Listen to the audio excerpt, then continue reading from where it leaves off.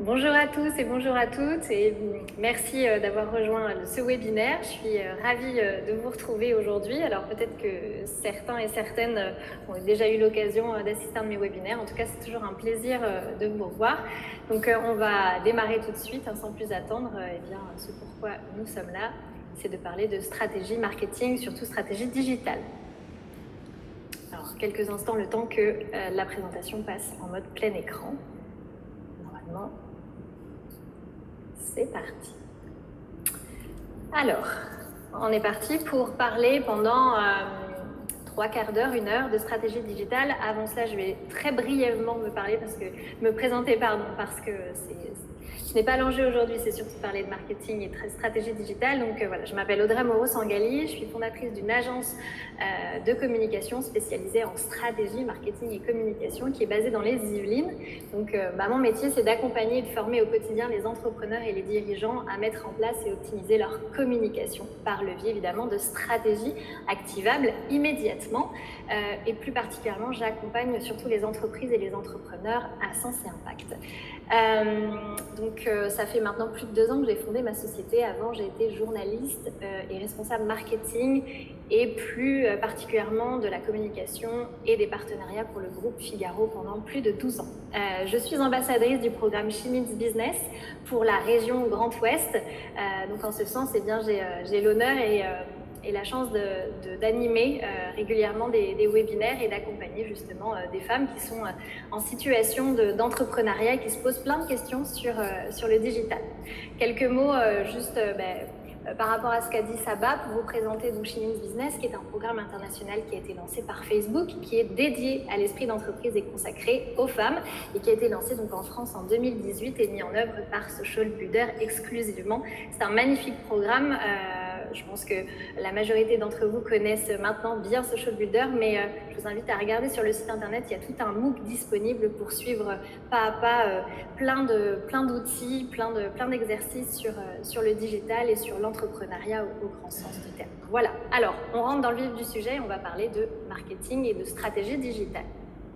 Donc, pendant ces 3/4 d'heure, 1 heure, on va aborder la façon dont on peut concevoir, planifier, construire une stratégie digitale et puis de voir en fait dans les grandes lignes comment ça fonctionne. Alors bien évidemment, en 3/4 d'heure, ce serait un petit peu présomptueux d'arriver à construire une stratégie digitale, mais en tout cas, c'est de vous donner les piliers fondateurs pour réaliser une stratégie digitale et comprendre un peu comment fonctionne la création d'une stratégie digitale. Alors avant de parler stratégie digitale, je ne peux pas faire l'impasse pour vous parler de la stratégie globale d'une entreprise. En fait, on parle ici de stratégie digitale, mais il faut savoir que la stratégie digitale fait évidemment partie prenante et intégrante de la stratégie globale d'une entreprise. Clairement, on ne peut clairement pas dissocier ce qu'on appelle le offline et le online, tout simplement la stratégie digitale de la stratégie globale d'une entreprise. Je pense par là donc à toute la communication qui ne fait pas référence au digital, c'est-à-dire le logotype, vos plaquettes, la façon dont vous allez pitcher, dont vous allez vous présenter. Tout ça ne peut évidemment pas être dissocié de la stratégie digitale. J'insiste vraiment sur ce point parce que j'accompagne tous les jours des entrepreneurs qui ont pensé lancer leur business uniquement en ligne et en se focalisant uniquement sur leur stratégie digitale et ont oublié beaucoup d'éléments qui faisaient partie de la stratégie offline et malheureusement qui a conduit quand même à des grandes difficultés. Donc voilà, c'est un point sur lequel on reviendra tour à tour autour de cette présentation sur la stratégie digitale, mais pensez bien qu'une stratégie digitale est partie prenante de la stratégie globale d'une entreprise. Et pour information, la réalisation d'une stratégie globale d'une entreprise prend entre 20 et 30 heures. Alors, c'est pas pour vous faire peur, évidemment, la stratégie digitale fait partie intégrante de tout ça, mais c'est pour vous montrer l'ampleur de cet exercice qui est important. Et si vous n'avez jamais réalisé une stratégie digitale, une stratégie globale d'entreprise, mon conseil serait de vous faire accompagner ou en tout cas aiguiller par quelqu'un qui l'a déjà fait, qui a été expérimenté, et donc c'est le métier clairement, puisque vous allez voir que si vous touchez un petit peu au marketing digital, vous allez voir qu'il y a beaucoup d'acteurs, beaucoup de spécialités et de stratégies différentes pour mettre en place une stratégie digitale. Et vraiment, pour réaliser une stratégie digitale, il vaut mieux être accompagné par quelqu'un dont c'est le métier. Voilà, parenthèse fermée, on avance sur la stratégie digitale. Alors, je vais passer très brièvement sur le concept global d'une stratégie digitale, mais concrètement, la stratégie digitale fait partie de la stratégie globale d'une entreprise. J'ai fini de marteler, mais quand on parle justement de stratégie digitale, en fait, c'est évidemment une stratégie qui est liée aux outils numériques. Alors oui, très bien. En fait, il faut savoir que les outils numériques régissent à des codes spécifiques qui sont assez différents des autres points, que la publicité que vous allez voir, par exemple, que vous allez faire appel à faire de la publicité dans un journal ou d'autres moyens de communication. Ça répond à des codes spécifiques, je vais en venir juste après, qui tournent autour de ce qu'on appelle le fameux mot qui fait un petit peu peur autour du marketing digital, qui s'appelle la data, la donnée. Et en fait, c'est vraiment fondamental de savoir ça, c'est qu'on ne fonde pas une stratégie digitale d'une entreprise sans s'intéresser à cette fameuse data. C'est elle qui est fondamentale, c'est elle qui va déterminer si votre stratégie est gagnante ou perdante. Donc c'est ce qu'on va voir par la suite. Alors, quels sont les objectifs d'une stratégie digitale? Eh bien, évidemment, elle est partie prenante du développement global d'une entreprise. Elle va permettre de déployer efficacement son activité, évidemment, sur les outils digitaux et les réseaux sociaux. Elle fait partie, évidemment, prenante de la croissance de l'entreprise. Et que l'entreprise soit en déficit de visibilité ou non, le digital va être indispensable pour faire évoluer, en fait, la visibilité et la notoriété de votre entreprise. La stratégie digitale aussi est très importante puisque en élaborant votre stratégie digitale, vous allez vous intéresser à l'évolution des comportements des consommateurs et plus exactement de vos prospects et de vos clients qui sont a priori normalement utilisateurs des nouvelles technologies, mais on reviendra sur ce point, et des nouveaux leviers de communication que vous allez identifier tout au long du parcours que vous allez créer, ce qu'on appelle le parcours d'achat, pour permettre d'informer puis de convertir vos prospects et clients. Et évidemment, ce qui est important, c'est de se dire vraiment que la conduite de votre stratégie digitale doit être en ligne avec la stratégie globale de votre entreprise pour permettre une cohérence de communication et une coordination des actions. Vraiment, pensez stratégie globale et stratégie digitale intégrée. Alors, en France, on compte aujourd'hui grosso modo 50 millions d'utilisateurs actifs sur les réseaux sociaux. Ça représente 80% de la population française. En moyenne, chaque Français compte plus de 3 appareils connectés. En 2020, un Français passait en moyenne 18 heures par semaine sur Internet. Aujourd'hui, un Français passe plus de 6 heures sur Internet. Donc si vous faites le calcul, on est passé entre 30 et 35 heures par semaine de consommation d'Internet. Évidemment, la crise Covid est passée par là, donc on est évidemment très connectés, en plus avec le télétravail. Et c'est pour vous dire, évidemment, vous avez, à mon avis, connaissance de ce grand enjeu qu'est le digital. Et donc, ce qui fait sens aussi, c'est de construire une vraie stratégie pour émerger par rapport à tous ceux qui sont présents sur justement la sphère digitale et puis par rapport à tous ces consommateurs qu'il va falloir aller chercher. Les dépenses aujourd'hui publicitaires numériques dépassent celles de la publicité à la télévision. Clairement, toutes ces données en fait sont vertigineuses et j'aime bien aussi faire le rappel, le pendant avec encore une fois ces fameuses données que tous ces utilisateurs, que nous laissons derrière nous quand on consomme ces outils numériques. Et cet enjeu-là, c'est donc cette data qu'on va aller chercher, que vous allez aller chercher, puisque aujourd'hui, clairement, toutes les entreprises ont bien compris que le marketing digital était au centre, évidemment, de leur développement, leur croissance, et qu'en allant chercher cette donnée, ces comportements d'utilisateurs, eh bien, tout ça allait être une donnée très importante, ce que nous, on appelle en marketing digital vraiment une mine d'or. Donc, on va aller chercher ça, Et donc, je disais, de faire le pendant avec ces données-là. Regardez vous-même quel est le volume d'informations que vous pouvez laisser sur un réseau social. Facebook, aujourd'hui, donne la possibilité d'aller analyser toutes vos historiques de consommation et et d'utilisation de toutes les données que vous avez livrées à la plateforme aujourd'hui et regardez en fait le volume de ces données que vous avez laissées depuis que vous êtes présent sur Facebook. Vous allez voir que ces données sont vertigineuses. On sait aujourd'hui que Facebook est en capacité de vous connaître mieux que votre conjoint ou votre père ou votre mère. Donc c'est vous dire que cette data, elle est fondamentale et c'est ce que vous allez aller chercher en construisant cette stratégie digitale. Alors, avant de se lancer dans une stratégie digitale, je vais un petit peu enfoncer des portes ouvertes, mais je suis désolée de le dire, eh bien, certains entrepreneurs, quand ils se lancent sur le digital, ne se posent pas ces questions. Ils se disent, je vais aller faire de la stratégie digitale, je vais construire un site internet et je vais aller sur Facebook et Instagram. Oui, mais alors, déjà, c'est quelle est la situation de votre entreprise? Est-ce que, j'imagine que vous le savez, si vous êtes en lancement de marque, mais la stratégie digitale ne sera pas la même si vous lancez un produit ou si vous êtes en lancement de marque. Si vous vous repositionnez par rapport à un déclin ou de visibilité ou de notoriété, ou si vous voulez construire une véritable stratégie de différenciation, ou encore d'opérer un pivot. En fait, tous ces positionnements, c'est pas ces positionnements, ces situations sont déjà à prendre en compte lorsque vous allez établir votre stratégie digitale. Si j'opère un pivot, je vais avoir un certain nombre d'éléments à analyser pour ensuite construire, déterminer quels sont les messages et ensuite les canaux et les moyens de communication que je vais utiliser pour opérer ma stratégie digitale. En fonction de cette situation, la démarche va être complètement différente. Et donc, on va s'interroger sur quels sont les objectifs et les moyens que l'on va mettre en place pour déterminer les actions et se mettre en ordre de marche pour sa stratégie digitale. Alors, avant de vous donner les 12 étapes de mémoire, je vais vous rappeler un principe simple du marketing digital que si je peux vous inviter justement à garder pour celles et ceux qui ne connaissent pas, mais qui est fondamental et qui explique comment fonctionne la majorité des outils digitaux et le marketing digital en règle générale. Alors, c'est le principe du art. Donc, les double A et triple R. Alors, c'est pas un cri de ralliement entre les fous du marketing, ça pourrait l'être, effectivement, mais c'est plutôt un principe clé sur lequel repose la plupart des moyens des outils digitaux, et donc c'est un principe stratégique sur lequel on fait travailler la majorité en fait, des outils digitaux.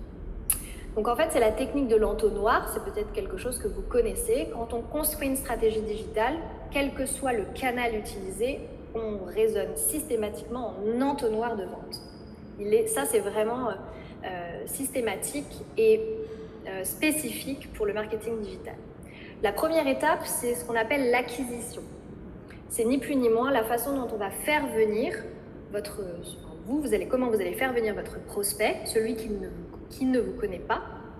Comment vous allez lui dire tout simplement bonjour, hello, je suis marque X et je fais tel ou tel produit.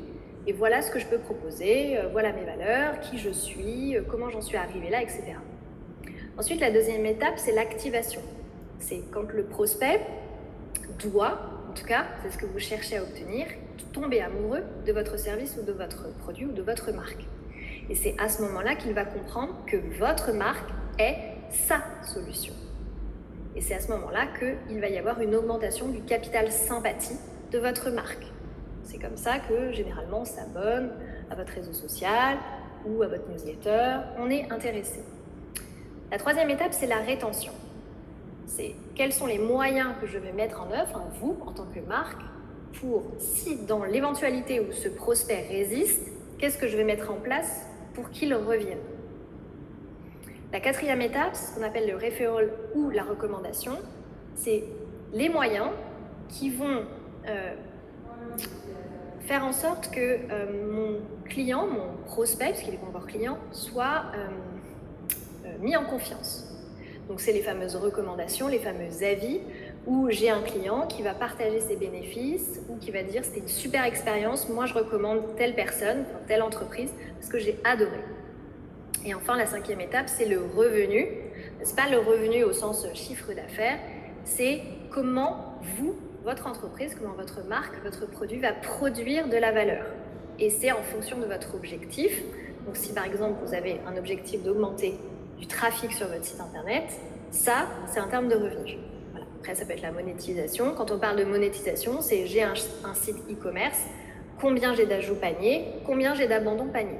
Encore une fois, c'est la donnée qui est fondamentale et qui est décisive de la stratégie digitale. On pense toujours statistique quand on réalise une stratégie digitale. Alors, la première étape, c'est l'analyse de marché et ses tendances. Alors, généralement, je dis bien généralement, quand on commence à établir une stratégie globale et stratégie d'entreprise, on a réalisé une étude de marché. Je dis généralement parce que vraiment, sur 80% des entrepreneurs que j'ai accompagnés, très peu avaient véritablement fait une analyse de marché. L'analyse de marché, elle va permettre de mettre en corrélation l'offre que vous avez créée, le service, le produit, en adéquation avec évidemment la demande, mais c'est surtout en fait que vous allez pouvoir déterminer en fait quelles sont les actions digitales qu'il faudra mettre en place pour justement aller toucher ces personnes. Alors, quelles sont les questions à se poser quand vous faites une étude de marché? Déjà, la question elle est simple. Sur quel marché vous vous situez? Est-ce que c'est un marché généraliste ou est-ce que c'est un marché de niche? Si vous êtes sur un marché généraliste, ça veut dire que vous allez toucher à peu près, je ne vais pas dire ça, mais à peu près tout le monde. Quand on dit on touche tout le monde, on touche personne, mais voilà, vous touchez une grande partie de la population. Si vous touchez une grande partie de la population, ça veut dire que vous allez essayer de solutionner un certain nombre de besoins, une grosse partie de besoins. Donc, qui dit je touche tout le monde, je propose, je vais essayer de solutionner plein de besoins, donc je vais produire plein de produits. Et qui dit plein de produits dit plein de problèmes. Donc, c'est pour ça que quand on fait une stratégie digitale ou une stratégie globale même, on va s'intéresser justement à ce marché et on va plutôt tendre vers un marché de niche, ce qui n'est pas réducteur. C'est tout simplement un marché spécifique plutôt pour parler de niche et de savoir à qui on s'adresse et quel est vraiment son besoin. Parce que si on arrive à solutionner le besoin de sa cible, de ses clients potentiels, on a 100 fois moins de problèmes et on a 100 fois plus de satisfaction puisqu'on a résolu définitivement le problème ou le besoin du client. Et donc quand on va définir justement ce marché, on va définir sa taille, on va définir sa dimension, son volume, ses spécificités, quelles sont ses avancées technologiques, ses avancées majeures. Bref, en fait, l'analyse du marché fait partie intégrante de la stratégie globale et la stratégie digitale. Et clairement, en fait, ça va vous donner des billes sur, ensuite, quels sont les thèmes de communication et les outils marketing digitaux que vous allez utiliser justement pour répondre à ce marché. La deuxième étape, bien sûr, c'est d'analyser la concurrence. C'est votre concurrence. L'idée, c'est de ne pas aller prendre le pouls de la concurrence pour aller plagier. C'est pas du tout ça. C'est vraiment d'aller regarder comment votre univers de concurrence, macro et micro, donc sur des grandes tendances, comment en fait vos concurrents vont communiquer. Donc savoir déjà identifier ses concurrents. Encore une fois, c'est un exercice qui n'est pas forcément très agréable, mais avoir conscience avec qui on œuvre sur le marché, de connaître les forces et les faiblesses de ses concurrents, c'est très important. Encore une fois, c'est vraiment pas pour plagier, c'est se nourrir en fait d'éléments qui vont vous permettre par exemple d'identifier les thèmes de communication qui sont déployés par vos concurrents et qui fonctionnent ou qui ne fonctionnent pas, et justement d'utiliser finalement cette analyse pour se dire lui il en a déjà fait les frais sur par exemple un thème de communication qui est mal passé auprès de sa communauté et peut-être de vous éviter des écueils. Ça peut être ça. D'identifier les forces et les faiblesses de vos concurrents, de savoir sur quel support ils communiquent, à quoi ressemble leur présence digitale, est-ce qu'elle est régulière ou organisée, comment ils communiquent sur le web, qui communique, est-ce que c'est le dirigeant, est-ce que c'est les collaborateurs, est-ce que c'est plutôt une communication qui est informelle, sur quel type de canaux vos concurrents, quels sont les médias sociaux qu'ils ont l'habitude de communiquer, sous quelle forme, sous quel style, etc. Il y a plein de questions à se poser. Si ça vous intéresse, je pourrais vous donner un listing de questions à vous poser. On peut le faire sous une matrice, un document Excel, où on se met ce genre de questions et puis on prend 4-5 concurrents. Ça ne sert à rien de faire une analyse exhaustive, mais au moins d'avoir ces éléments et puis de le mettre à jour régulièrement parce que ça vous donne en fait des informations qui sont intéressantes pour votre stratégie marketing. Encore une fois, c'est vraiment pas de copier, c'est vraiment de prendre le pouls du marché et de la façon dont les autres réalisent aussi leur stratégie digitale. La troisième étape, c'est connaître votre cible. Vous allez me dire, je sais à qui je m'adresse. Vraiment, encore une fois, l'analyse, que ce soit du marché, que ce soit l'analyse de vos cibles, c'est une manière aussi d'identifier à quel moment se situent vos prospects sur les outils digitaux. Je m'explique. La première question à vous demander, c'est vous voulez construire une stratégie digitale. Est-ce que vos clients sont majoritairement présents sur le digital? A priori, puisqu'on est quand même une grosse partie de la population française, voire la majorité sur Internet, il y a possiblement un moment, un moyen d'aller toucher votre cible sur les réseaux sociaux ou sur un outil digital plus exactement. Mais ce qui est important de savoir, c'est vous voulez établir une stratégie digitale, donc vous allez utiliser des réseaux sociaux ou un site internet ou peu importe, des outils. Il faut vous demander à quel moment vos cibles, vos prospects se trouvent sur les réseaux sociaux. C'est-à-dire que, prenons l'exemple, n'importe quoi d'un outil digital, que ce soit un site internet, un réseau social ou une newsletter, c'est quand les gens se connectent, est-ce qu'ils sont en prise d'information? Est-ce qu'en fait, ils ont une connaissance de leurs besoins ou de leurs problématiques? Ou est-ce qu'ils sont là à flâner? La deuxième étape, c'est est-ce que quand ils sont sur les outils digitaux, c'est plutôt pour faire de la prise de contact? Est-ce que c'est pour s'informer? Ils ont déjà une connaissance de leurs problèmes ou de leurs besoins? Ils sont là un petit peu pour sonder. Ou alors, ça peut être la troisième étape, c'est ils sont en phase de décision. Ils ont une connaissance plutôt fine, justement, de vos concurrents et de vous. Ils vous connaissent, mais ils ne savent pas trop s'ils doivent y aller et où ils se situent à ce moment-là. Est-ce que, par exemple, ils sont sur les réseaux sociaux? Et enfin, est-ce qu'ils sont en phase d'achat? C'est la dernière étape ultime du parcours d'achat. C'est de se dire, est-ce que mon prospect, est-ce qu'il est présent sur les réseaux sociaux au moment où il est en phase finale de l'achat? Et ça, c'est une question fondamentale parce que souvent, on s'aperçoit que les gens, par exemple sur les réseaux sociaux, je ne fais pas de grande majorité, mais sont présents par exemple sur Instagram, mais se rendent compte que les gens consomment beaucoup du contenu sur Instagram mais ne vont pas forcément finaliser l'achat sur Instagram. Et donc, il faut arriver à identifier pourquoi votre client, il est bien là, il aime, il est engagé, il suit vos réseaux sociaux, mais par contre, il ne finalise pas l'achat. Et d'identifier quel va être l'outil digital qui va faire en sorte qu'il se convertisse de prospect à client. Donc voilà, et dans ces cas-là, c'est pour ça que je vous dis, c'est très important déjà d'avoir identifié à quel moment vos prospects sont présents sur les outils digitaux, sur le web. Est-ce que c'est en prise d'information, en prise de contact, en décision ou en achat? Et ensuite de déterminer quels sont leurs besoins, de décrire leur mode de consommation, quelles sont leurs habitudes, quels sont leurs comportements d'achat. Est-ce que c'est plutôt des gens un peu frivoles? Est-ce que c'est plutôt des gens qui sont fidélisés? Voilà, déjà d'identifier tout ça, définir la zone de chalandise, d'où viennent-ils? Encore une fois, c'est important d'analyser vos statistiques. Si vous avez déjà mis en place des outils digitaux, vous avez un site internet, allez regarder les statistiques de Google, si vous avez indexé donc, votre site internet à Google Analytics, et d'aller regarder d'où proviennent vos clients. Est-ce que c'est les réseaux sociaux? Est-ce que c'est LinkedIn? Est-ce que c'est Facebook? Est-ce que c'est Instagram? Est-ce que c'est plutôt de la recherche directe sur Google? Un certain nombre d'éléments. Et tout ça va déterminer à hiérarchiser vos cibles et de savoir comment vous allez les approcher. La quatrième étape, c'est de rentrer encore plus en détail sur l'analyse de vos cibles, ce qu'on appelle les personas. C'est de dresser un portrait robot de votre cible. Alors, en marketing, il y a plusieurs procédés. On peut par exemple faire ce qu'on appelle le client journey, c'est d'imaginer la journée type d'un client. Alors c'est un peu fastidieux et puis aujourd'hui avec la crise, etc., c'est un peu compliqué de déterminer une journée type de client. Mais ce qui est fondamental, c'est d'identifier quel est votre client idéal, parce que quand on parle de réseaux sociaux, quand on parle d'outils digitaux, on parle de communauté. Une communauté, c'est différent d'une sphère de clients lambda. Une communauté, elle est fédérée, elle est là parce qu'elle épouse vos valeurs, votre marque, la façon dont vous communiquez, etc. Et c'est ce qui détermine finalement ce pourquoi c'est votre client idéal.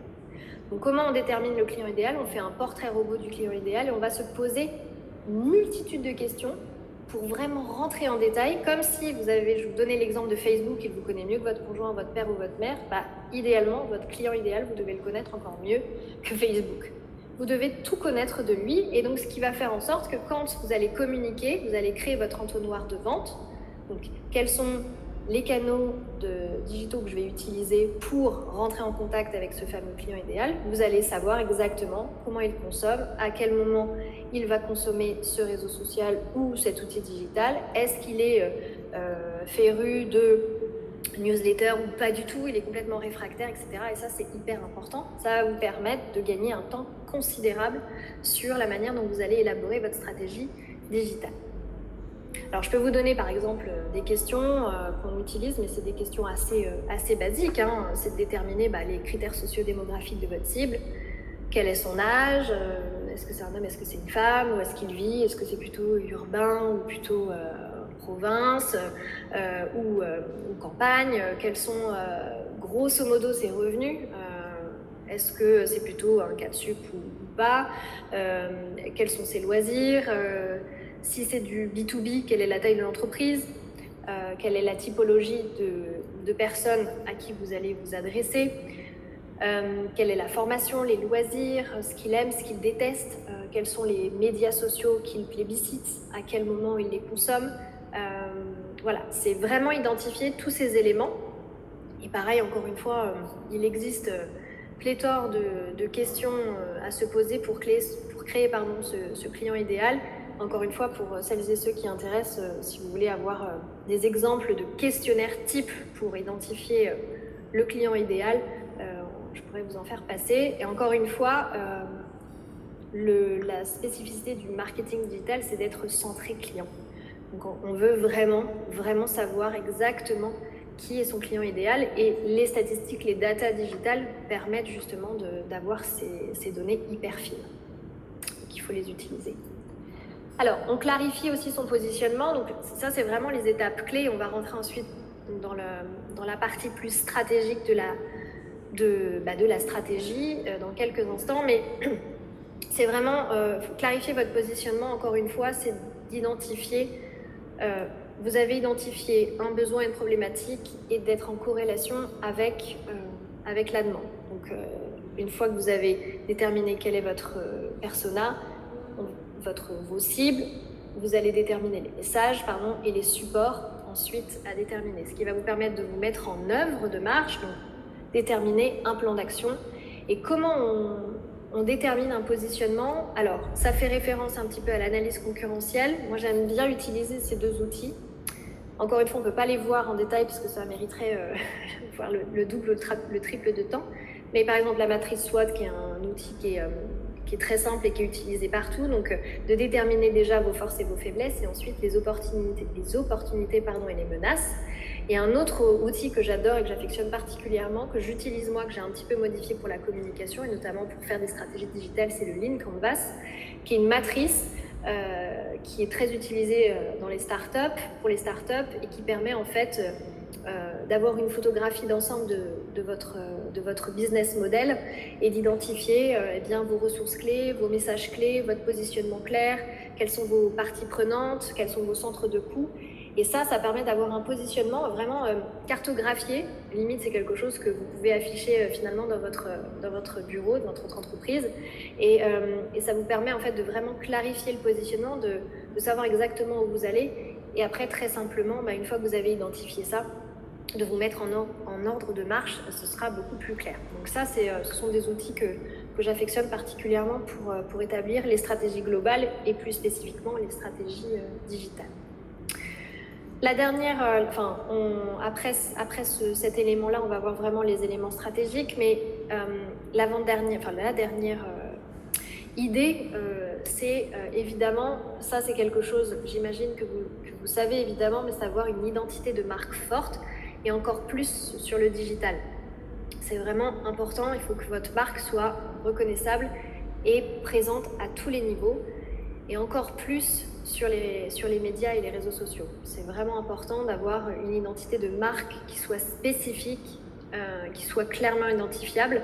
On est sur l'aspect pour les réseaux sociaux communautaires. Donc il y a un engagement qui est réciproque entre vous et votre communauté. Vos prospects, vos clients épousent les valeurs, l'identité, le positionnement de votre marque. Donc c'est hyper important. J'insiste aussi sur ce point-là, même si j'imagine que vous avez déjà un logotype, que vous avez déjà mis en place un certain nombre de choses comme une charte graphique ou des choses comme ça. Dites-vous bien que vraiment, cette identité de marque, elle doit vraiment transpirer, désolé du terme, il n'est pas très beau, mais transpirer sur tout votre univers, notamment digital. Bien sûr offline, sur tous les éléments de communication, mais aussi digital. À partir du moment où on arrive sur votre site internet, on arrive sur vos réseaux sociaux, on a votre newsletter, on doit savoir de quelle marque il s'agit. C'est vous, c'est la vôtre, c'est votre façon de communiquer, c'est la manière dont vous adressez à vos clients parce que c'est votre communauté, c'est vous qui l'avez fédérée et vraiment, en fait, ça doit être clairement identifié. Je vous donne l'exemple hyper connu. Alors, on va changer d'Apple puisqu'on en parle tout le temps, mais de Red Bull. Red Bull a une identité de marque extrêmement forte. Alors, elle existe depuis maintenant des décennies, hein, mais c'est vraiment une marque forte dans le sens où déjà, on n'évoque pas la marque, en fait, il suffit juste, c'est un peu comme les logotypes de Nike ou d'Adidas, de Coca-Cola ou des choses comme ça, on n'a pas besoin de lire la marque, en fait. Il y a une association entre le visuel et la marque et surtout les valeurs derrière. On vous dit Red Bull, tout de suite, le premier élément que les gens sortent, c'est vous donne des ailes. C'est clairement identifié. Et ce qui est intéressant, au-delà de l'image graphique de la marque, c'est la façon dont elle a de communiquer. Elle ne parle pas de ses produits. Si vous regardez, vous allez sur les réseaux sociaux, la marque est très engagée sur les valeurs sportives, sur des partenariats sportifs, et donc elle va communiquer majoritairement là-dessus, même pour la plupart du temps, même je crois que il n'y a pas une seule image ou une seule publication de produits, c'est essentiellement sur les valeurs du sport, des partenariats sportifs. Donc voilà, ça c'est une marque forte, toujours avec un slogan mythique, enfin, voilà, un design qui est fondamental et qui est représentatif de leur identité. Donc tout ça pour vous dire que c'est important aussi sur le digital et ça fait partie de la stratégie digitale, c'est de renforcer votre image, de créer vraiment une image de marque forte, une identité graphique, une identité aussi dans le vocable, dans la façon dont vous allez vous adresser aux gens. Est-ce que c'est un tutoiement? Est-ce que c'est un vouvoiement? C'est des choses comme ça auxquelles vous devez réfléchir avant même d'établir une stratégie digitale. Maintenant, on rentre vraiment dans la partie « Je crée ma stratégie digitale ». Une fois qu'on sait, vous avez bien identifié, vous êtes bien au clair, votre positionnement de marque, à qui vous vous adressez, quelles sont vos cibles. Vous avez une idée très bien réalisée de vos concurrents, de votre marché. Vous êtes sur un marché de niche, vous êtes sur un marché généraliste, vous êtes à quel niveau? Est-ce que vous êtes en pivot? Est-ce que vous êtes vous voulez retravailler votre visibilité, etc. Vous allez définir les thèmes de communication.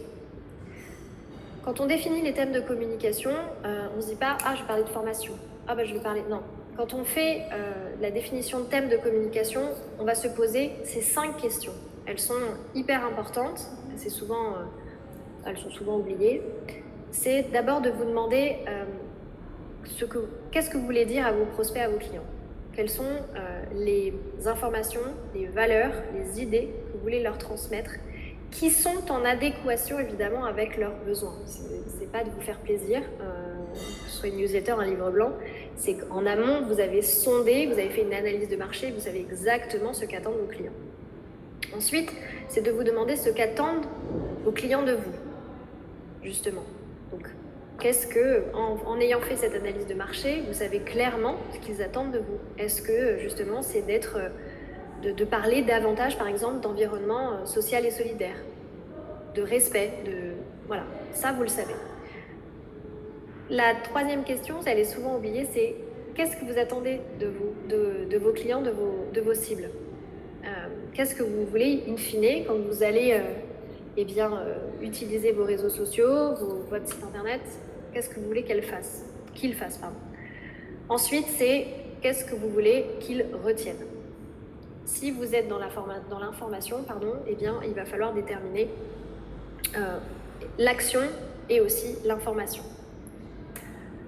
pour réaliser une stratégie digitale, il faut déterminer des objectifs de communication qu'on appelle SMART.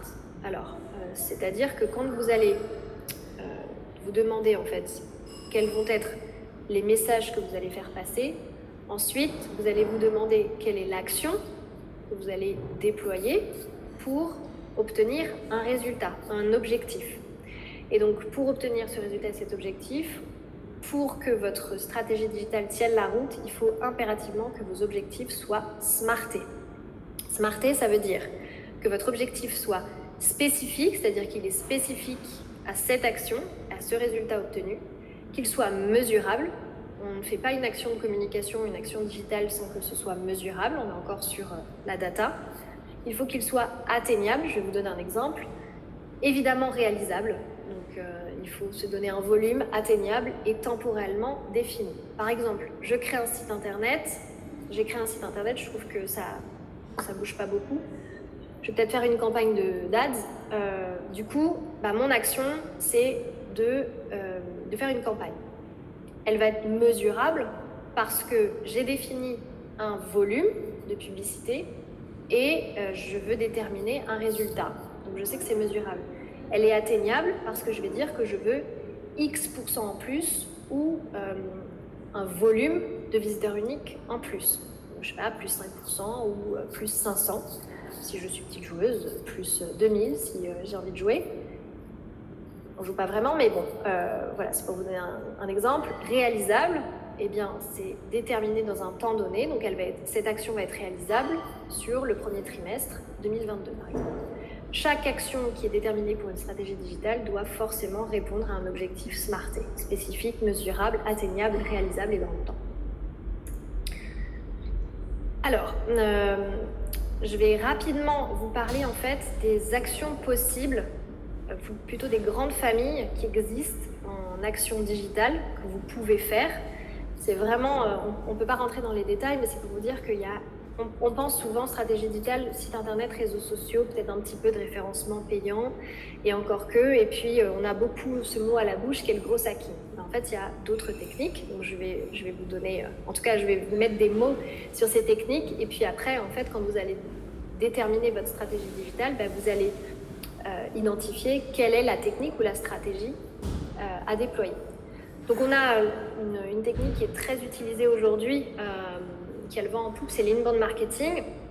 Donc l'inbound marketing qui est en opposition à l'outbound marketing et qui consiste en fait pour une entreprise à aller chercher ce que ses prospects ou ses clients vont aller consommer naturellement ou spontanément. Donc elle va en fait leur délivrer des informations ou des services qui sont utiles dans le cadre de leurs besoins identifiés.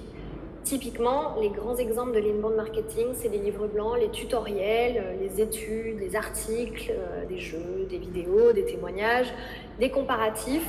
Vraiment, ce qui est naturellement déployable et qui va répondre aux besoins spécifiques de son client, de son prospect. Il y a le marketing automation. Alors au sens large, il fait référence à tous les dispositifs ou les techniques qui permettent d'automatiser des campagnes marketing. En fait, c'est une suite d'actions, de campagnes marketing qui sont dédiées à l'optimisation de la génération et de la gestion de leads, ce qu'on appelle des contacts. Donc ça va, en fait, le marketing automation permet en fait de produire, d'organiser, de promouvoir des contenus, des événements, d'optimiser des formulaires de contact, de créer des landing pages, de qualifier et de scorer ce qu'on appelle des leads, donc encore une fois des contacts, qui va permettre, par exemple, si on a une équipe commerciale, de leur donner en fait des fameux contacts qualifiés qui va leur permettre ensuite potentiellement de découler vers des actions spécifiques. On a le SEM. Donc le SEM, c'est le Search Engine Marketing qui regroupe le SEO, que vous connaissez très normalement, qui est le référencement naturel, et le SEA, qui est le Search Engine Advertising, qui est l'utilisation de liens commerciaux ou publicitaires sur les moteurs de recherche. Donc en gros, pour faire un très gros raccourci, c'est du sponsoring. Et puis on a son petit copain qui est le SMM, qui est le Social Media Optimization, et qui regroupe lui-même le SMO et le SMA. C'est exactement la même chose, mais pour les réseaux sociaux. C'est SEM, SMM. SEM, c'est toutes les techniques digitales outre les réseaux sociaux, et le SEM, c'est spécifique pour les réseaux sociaux. Le gros hacking, tout le monde a ce mot à la bouche. Donc, le gros hacking signifie le piratage de la croissance. Donc, il se définit comme une stratégie. En fait, c'est un ensemble de techniques marketing, mais ça peut même être un état d'esprit. Et donc, en fait, ça permet d'assurer à une entreprise une croissance plutôt forte et à faible coût. Donc, c'est des techniques qui sont plus ou moins éthiques, ça c'est discutable. Et en fait, l'idée, c'est de trouver un moyen, une idée décalée qui va permettre d'amorcer la pompe de l'acquisition client. Donc, c'est comment on va aller trouver du client de façon plus ou moins insidieuse, logique, et pas forcément toujours éthique, mais en tout cas à moindre coût. Ça, c'est vraiment spécifique au gros hacking. L'exemple le plus connu, c'est Airbnb. Donc, si vous ne connaissez pas l'histoire, je vous invite à regarder. On trouve, voilà, c'est l'exemple le plus probant du gros hacking. Donc, c'était lié à un problème de développement de base client. Et donc, les fondateurs, pour faire un raccourci très rapide, ont usé et un peu abusé d'une base de données qui est la base de données d'un grand acteur immobilier qui est Craigslist, un acteur alternatif aux offres hôtelières, pour récupérer en fait des clients où ils se trouvaient. Et enfin, le marketing de contenu ou content marketing, dont on entend parler de plus en plus, qui fait partie aussi, c'est pas antinomique avec l'inbound marketing, et c'est vraiment, ça désigne les pratiques qui visent à mettre à disposition des prospects et des clients un certain nombre de contenus utiles et ludiques. Donc ça fait un peu sens à l'inbound marketing. On dissocie les deux, puisqu'en fait, l'inbound marketing, en fait, on en parle pour le dissocier de la outbound marketing. La outbound marketing, c'est toutes les techniques un petit peu automatiques qui visent à proposer du contenu pas forcément utile, pas forcément en rapport avec la demande, mais voilà, c'est de marteler un petit peu des techniques marketing pour toucher le client.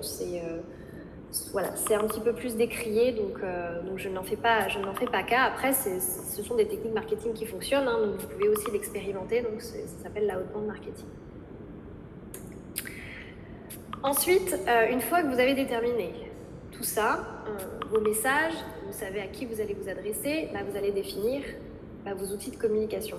Alors c'est un peu bizarre, vous allez me dire, mais on serait tenté en fait de définir ces outils avant les 8 étapes que je viens de vous citer. Et bien en fait, c'est l'écueil que font la majorité des entrepreneurs et des entreprises et qui s'aperçoivent généralement que à partir d'un certain temps, il n'y a pas de résultat.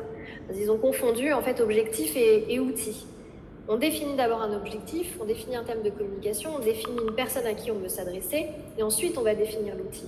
Parce qu'on se serait intéressé à savoir est-ce que cette personne est vraiment présente sur tel outil digital et est-ce qu'elle est bien au niveau du parcours d'achat à ce moment-là sur cet outil digital pour que je puisse lui adresser un message qui soit intéressant et surtout qui découle vers une action. Alors une action, ça peut être une prise de contact ou un ajout de panier ou un achat. Mais en fait, on détermine l'outil qu'une fois avoir déterminé, qu'on a déterminé en fait tous les éléments que l'on vient de citer avant. Donc là, on va définir ces canaux de communication, donc définir si on va aller sur les réseaux sociaux, est-ce qu'on a vraiment besoin d'un site internet, est-ce que c'est plutôt un blog d'entreprise ou les deux, un blog d'entreprise ou un blog pour son activité, est-ce que... Je crois qu'on a un petit problème technique puisque tout le monde est encore là. Pouvez-vous me répondre dans le chat, s'il vous plaît?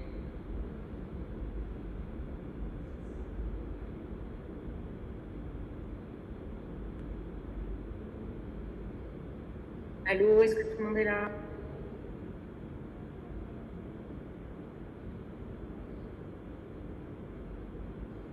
Je vous entends.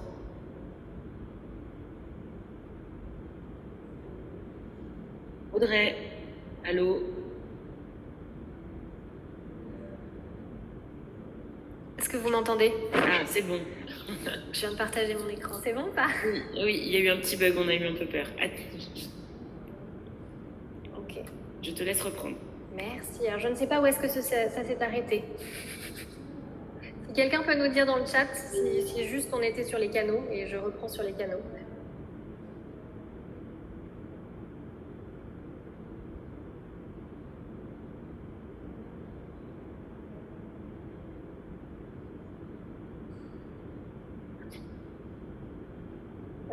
Est-ce que c'est bon pour vous si je reprends au niveau des canaux de communication?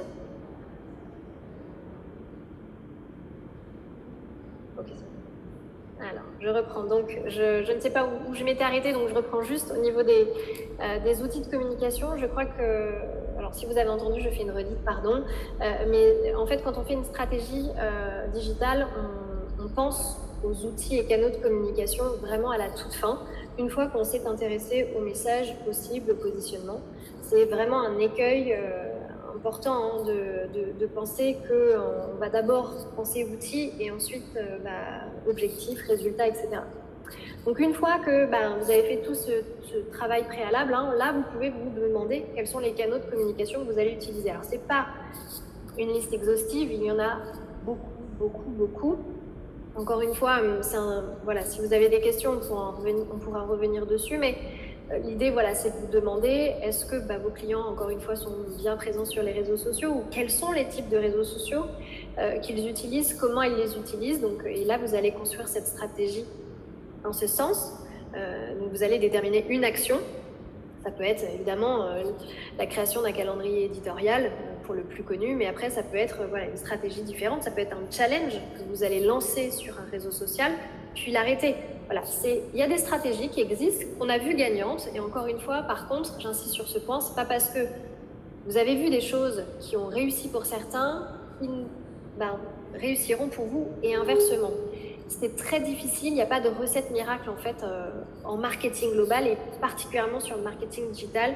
Il y a plein de facteurs qui rentrent en ligne de compte, les communautés, les algorithmes, la manière dont vous communiquez, etc. Donc voilà, il y a plein de facteurs qui rentrent en ligne de compte. Là, on fait vraiment un balayage global sur la stratégie, mais quand moi je réalise une stratégie, en fait, on rentre vraiment dans les détails, c'est très très minutieux pour ne pas passer à côté justement d'un élément qui pourrait faire complètement chavirer la stratégie et mettre à mal en fait l'intégralité de la stratégie globale de l'entreprise. C'est très important. Donc voilà, là vous avez les canaux, donc les réseaux sociaux pour au sens large, le site internet, la partie actualité au blog, peu importe. Pareil, vous allez avoir deux écoles, il y a le blog intégré au site internet ou le blog qui est scindé et qui permet en fait, quand je dis scindé, c'est-à-dire que vous avez votre site de marque, un site vitrine, un site de commerce, peu importe comment vous l'appelez.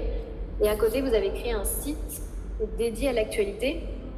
Je vous dis ça parce qu'il y a deux écoles, et notamment chez Google, vous allez trouver des formateurs qui vous diront une chose et son contraire, et c'est en fonction de votre stratégie, mais en scindant ça, vous allez faire ce qu'on appelle en fait du net linking, c'est-à-dire que vous allez avoir des liens sortants et des liens entrants vers votre site internet. Donc, vous avez votre site de marque et votre blog, et le fait d'avoir en fait un lien qui renvoie vers le blog ou vers votre site internet, donc ça fait du trafic et ça fait bouger en fait forcément l'indexation de Google et ça référence vos pages. Après, il y a deux écoles, on préfère par exemple avoir un site internet avec beaucoup de pages pour être mieux référencé, donc on intègre la partie actualité, et d'autres préfèrent la scinde. Donc voilà, c'est des stratégies, encore une fois, je vous dis, en fait, on rentre un peu dans des détails subtils, mais quand on fait une stratégie, on regarde un peu vraiment spécifiquement tous ces éléments. Après, newsletter, emailing, tout ça, c'est des choses très connues. Le podcast, qui fait aussi partie aujourd'hui d'une stratégie digitale gagnante pour les marques. Les lead magnets, donc les lead magnets, c'est les livres blancs, ça peut être des vidéos, voilà, c'est des entonnoirs de vente de vente ou d'information que vous allez créer pour rentrer en contact avec vos prospects puis transformer en clients. La publicité payante, le sponsoring, les ads, est-ce que aussi vous pouvez faire de la publicité sur les sites médias, vous allez faire du display, donc c'est les bannières, c'est les bandeaux que vous voyez sur les sites internet, et puis vous pouvez le faire aussi sur d'autres sites, pas forcément que sur les médias. Les partenariats, des partenariats en lien, ce qu'on appelle le netlinking, c'est ce que je vous disais, ou après voilà des échanges de contenu. Il y a beaucoup de canaux, il y a beaucoup de moyens, et quand on fait cette stratégie, on va aller déterminer en fait tous ces outils. Il y en a beaucoup, c'est fort intéressant. Et c'est l'avantage du digital, on peut itérer, c'est le principe même du marketing digital, on itère sans arrêt. Là, je vous disais, pas de recette miracle, on teste, on apprend, on change ou on pérennise. Et une fois qu'on a fait ça, on va définir les outils de communication qui vont permettre de planifier, d'orchestrer et d'analyser surtout, c'est très important. Donc après, en fonction des canaux que vous allez utiliser, si vous faites de la création de contenu sur les réseaux sociaux, vous allez utiliser des outils. Vous avez le plus connu, c'est Studio Creator de Facebook qui va vous permettre de planifier vos contenus sur Instagram et sur Facebook. Après, il y a ceux qui sont très connus, qui sont un petit peu moins utilisés, c'est peut-être pas le terme, mais un peu moins usés. Donc Buffer, Planoly, Later, maintenant Canva, qui vous permet de planifier aussi vos contenus sur les réseaux sociaux. Alors l'API, c'est ce qui permet de relier les réseaux sociaux à cet outil, donc que ce soit Buffer, Planoly, Later ou Canva. Des fois, il y a des petits conflits, donc ça peut vous donner des sueurs froides. L'avantage en utilisant, parce qu'on est quand même avec les outils Facebook et Instagram, l'avantage d'utiliser Studio Creator, c'est que ça ne bloque pas. Les outils d'emailing, donc là c'est d'emailing ou de newsletter ou de création de sondages, c'est des outils qui sont extrêmement performants, qui vous permettent de récupérer de la donnée, encore une fois, et de nourrir aussi des rendez-vous réguliers. Mailchimp, Mailjet, Sendinblue, ce sont des outils qui permettent de créer des newsletters, de les relier à votre site internet ou pas si vous n'avez pas de site internet. En tout cas, de créer du contenu récurrent, faire de la récolte de données, etc. Vous pouvez, si vous êtes en méthode collaborative, utiliser des outils de gestion éditoriale. Donc là, les plus connus, c'est Trello, Asana ou Notion, comment on le dit, qui sont des outils extrêmement puissants. Moi, mon outil préféré, c'est Notion. C'est vraiment un outil qui est formidable. Et alors, en termes de collaboration, si vous avez par exemple des community managers qui travaillent avec vous, c'est vraiment intéressant. Vous pouvez planifier tous vos éléments de communication. C'est vraiment des outils très forts et très puissants. Et puis, bien évidemment, les outils statistiques. Vraiment, la data, c'est ce qu'il y a de plus fondamental dans le marketing digital. J'insiste sur ce point. Si vous ne l'avez pas fait, faites-vous, si votre webmaster n'est plus là ou n'est pas disponible, en tout cas, rattachez toujours votre site internet, vos données Google, statistiques, ça c'est vraiment important. Utilisez aussi Facebook Insight, analysez vos publications, vos stories. Ça c'est important d'analyser systématiquement toute votre donnée et d'en tirer en fait vraiment des enseignements pour savoir s'il faut continuer, il faut changer. C'est vraiment, faut pas avoir peur. Le marketing digital, je vous dis, c'est vraiment, on itère sans arrêt. Il n'y a pas de recette magique. Il y a pas, si on avait une baguette magique, on serait tous, en fait, on ne serait plus là. Et il n'y aurait pas autant aussi de choix. C'est ce qui fait aussi la force du digital. C'est aussi ça. Donc, une stratégie, elle va se mesurer vraiment. On teste, on apprend et ensuite on pérennise ou on itère. Une stratégie ne se fait évidemment pas sans une budgétisation. Quels que soient les moyens que vous allez mettre en œuvre, ça a forcément un coût. Même quand on fait du référencement naturel, ça a un coût. Parce que c'est du temps humain, qu'on ne fait pas autre chose. Voilà, tout a un coût et c'est important de bien budgétiser chaque ligne d'action, de canal, de moyens que vous allez mettre en place et de déterminer un prix, vraiment, que ce soit dans la création de votre site internet, dans le référencement de votre site internet, d'aller chercher des clients, d'aller transformer vos prospects en clients. Tout ça, ça se budgétise et c'est important de clarifier ces lignes-là. Ça fait partie de votre croissance d'entreprise. Le budget moyen d'une entreprise, il est entre 8 et 20% de son chiffre d'affaires global. Ça, ce sont des données globales en fonction évidemment du volume de l'activité de l'entreprise, mais c'est pour vous donner une idée, parce qu'en fait, on minimise parfois, on se dit qu'on va tout faire nous-mêmes.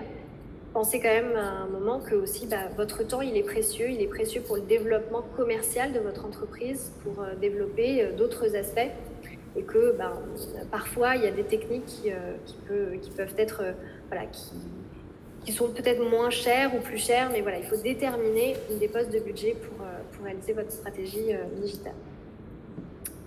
Mettez en place une stratégie de contenu. Alors ça fait pas partie d'une étape, mais évidemment, ça en fait partie, c'est même induit d'avoir une stratégie de création de contenu. On parlait tout à l'heure d'une marque forte, la création de contenu, le vocable de votre entreprise, la façon dont vous allez informer votre communauté, vos prospects, vos clients.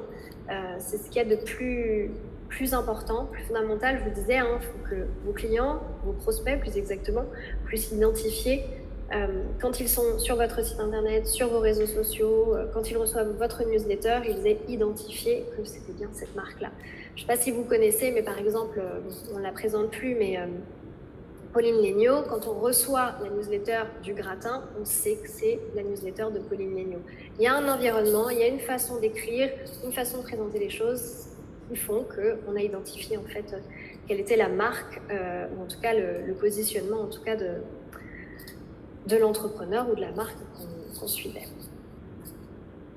Mesurer, ce sera un peu le mot de la fin.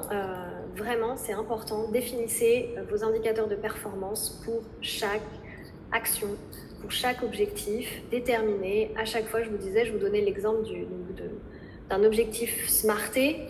Eh bien, à chaque fois, pour chaque objectif déterminé, est-ce que je veux faire une augmentation de trafic? Est-ce que je veux augmenter le taux de conversion? Est-ce que je veux augmenter le ranking du référencement naturel de mon site? Est-ce que je veux avoir un taux de clic supplémentaire? Est-ce que je veux augmenter le temps passé sur mon site? C'est-à-dire éviter, en tout cas minimiser le taux de rebond sur mon site. Déterminer le retour sur investissement des actions que j'ai menées dans ma stratégie digitale et de savoir si elles ont été pérennes ou pas. Et enfin, juste encore, je boucle la boucle. Vraiment important, le marketing online et le marketing offline sont complémentaires.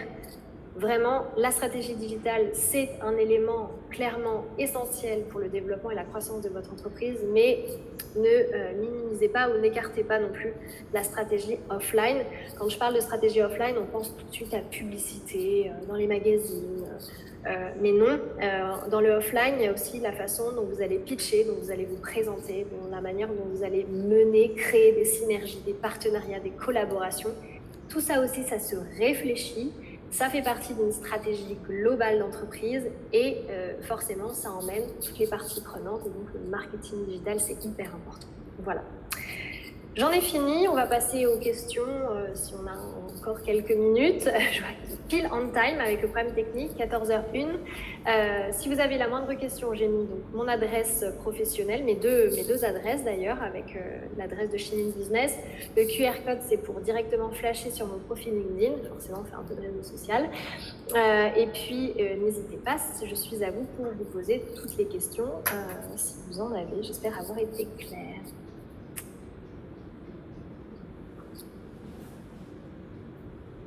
Merci pour tout, Audrey. Merci à toutes d'avoir participé à ce webinaire. Nous vous enverrons le lien du replay, donc vous pourrez le regarder tranquillement, reprendre des notes. Et bien sûr, comme vous l'a dit Audrey, vous pouvez la contacter via LinkedIn. Je vous souhaite une très belle journée à toutes. À très très bientôt. Au revoir.